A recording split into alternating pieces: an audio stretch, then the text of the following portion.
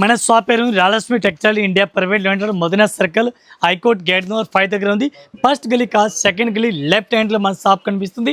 Rajalakshmi textile India private limited 6th floor మనది saris floor కనిపిస్తుంది. 3 branch ఉంది మదీనాలో. 3 బ్రాంచ్ హోల్సేల్ ఉంది, రిటైల్ అయితే లేదు.